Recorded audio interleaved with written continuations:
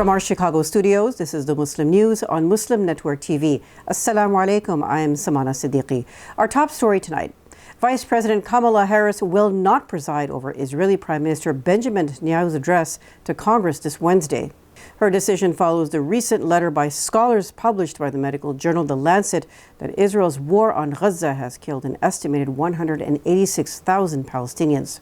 However, Harris is planning to meet Netanyahu at another point during his visit. Observers say her absence from the Senate chamber during the speech highlights deep divisions within the Democratic Party regarding Israel's war. Senate Foreign Relations Committee Chair Senator Ben Cardin will oversee the speech. This is after Senator Patty Murray, who is temporary president of the Senate, declined an invitation to do so. Dozens of liberal lawmakers are also expected to boycott Netanyahu's speech. In related news, pressure is increasing on lawmakers to avoid attending Israeli Prime Minister Benjamin Netanyahu's upcoming address to Congress. A new coalition of civil society groups, including American Friends of Combatants for Peace and Win Without War, is organizing a protest in response to Netanyahu's policies. His war on Gaza has killed thousands of Palestinian children and civilians, and Israel has been accused of genocide at the International Court of Justice as a result. The coalition criticizes Netanyahu for his role in escalating the war on Gaza and neglecting Israeli prisoners. It is advocating for a message of safety, peace, and human rights for all Palestinians and Israelis. The coalition plans to urge members of Congress to skip Netanyahu's speech, hold community events with peace activists, and amplify the voices of those opposing Netanyahu's leadership both in the region and around the world.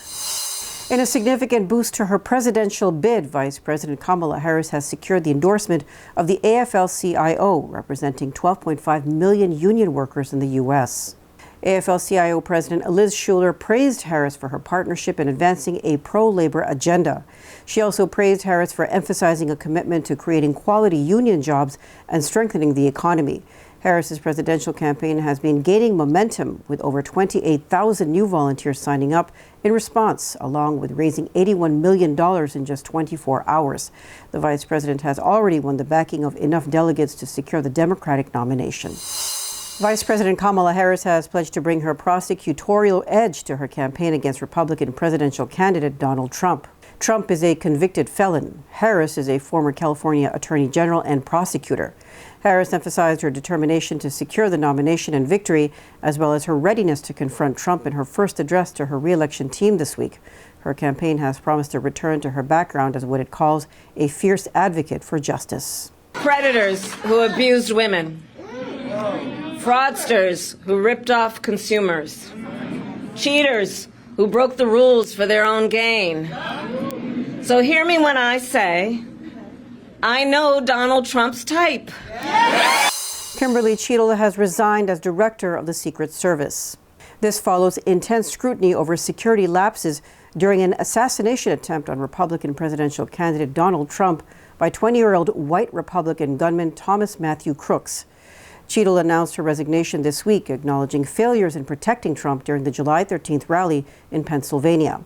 She had led the agency since 2022 and had initially refused to step down in the wake of the shooting. Cheadle's resignation comes amid bipartisan criticism, along with calls for her removal from Congress. Observers say this has been fueled by her inadequate responses during a House Oversight Committee hearing.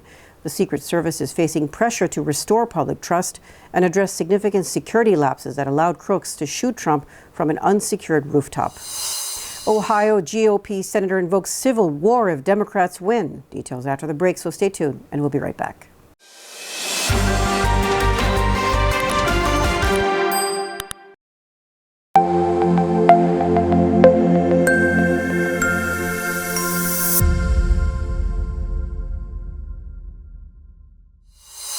Welcome back. Ohio State Senator George Lang, a Republican, says a Democratic victory could lead to a civil war. Speaking at a rally for Donald Trump's vice presidential nominee, J.D. Vance, Lang claimed that Trump and Vance are crucial to saving the nation. He also warned of dire consequences if they lose. The comment echoes past warnings from Trump, who has repeatedly refused to commit to accepting the results of the 2024 presidential election during the first debate. Although Lang swiftly apologized, calling his remarks divisive, his comments reflect growing concern among some Republican voters about political violence. Critics, including Vice President Kamala Harris's campaign and Ohio Democrats, condemned Lang's rhetoric as irresponsible. I'm afraid if we lose this one, it's going to take a civil war to save the country, and it will be saved. It's the greatest experiment in the history of mankind. And if we come down to a civil war, I'm glad we got people like Schmitty and the Bikers for Trump on our side.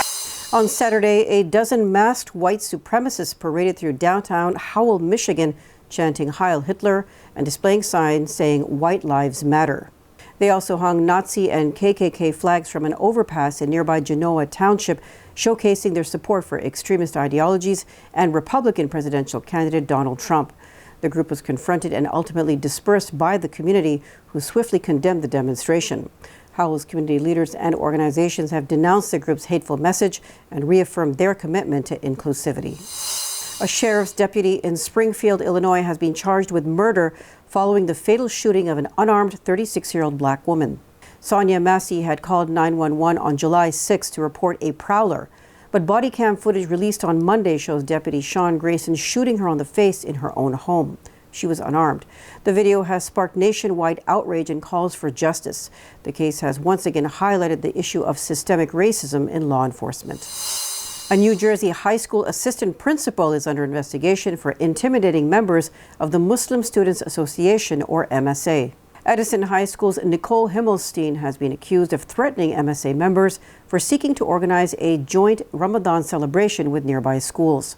The Edison Board of Education is investigating the claim. The Council on American Islamic Relations says the MSA had invited students from local schools and that it has held similar joint events in the past. Kara says Himmelstein's actions were intimidating and that she questioned the students' character.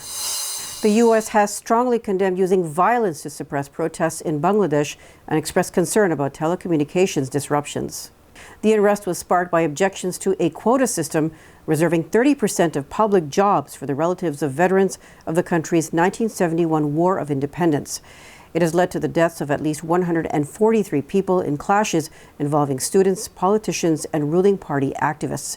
State Department spokesperson Matthew Miller criticized the violence and urged the Bangladeshi government to restore internet service, crucial for accessing information. Miller also condemned the reported government's shoot-on-sight orders and called for their immediate end. Bangladesh's Supreme Court recently reduced the quota to 7%, with student leaders demanding the government implement this change.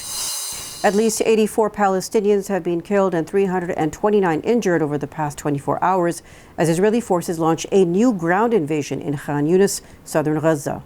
The health ministry reports that a series of airstrikes in northern Gaza killed at least 15 Palestinians.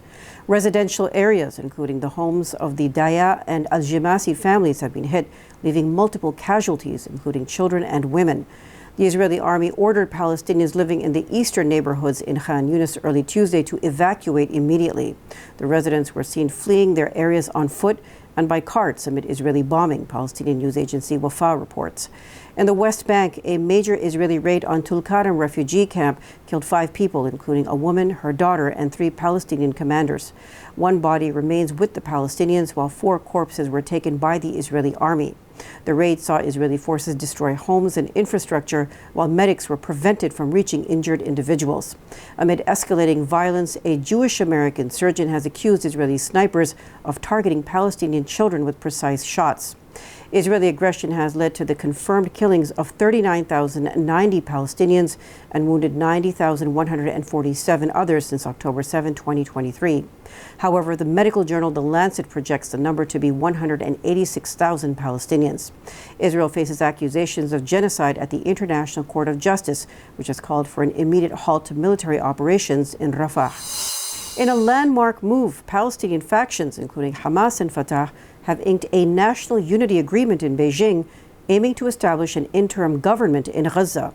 Analysts say this sets the stage for joint governance of the region following the end of Israel's 9-month war there.